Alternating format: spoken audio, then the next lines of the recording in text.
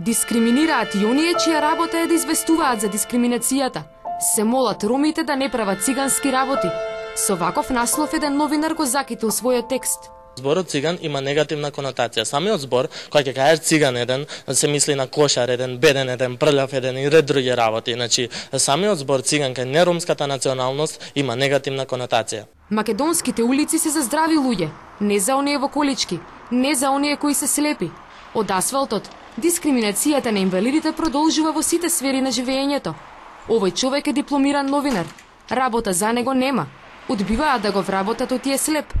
Каде и да одиме да конкурираме, во нас не гледаат талент, него во нас гледаат слепило. Хомосексуални двојки се бакнуваат. Кога оваа сцена би се случувала во Македонија, многу е веројатно дека некој ќе добие ќотек. А ова се сцени од последниот дострел на македонската демократија.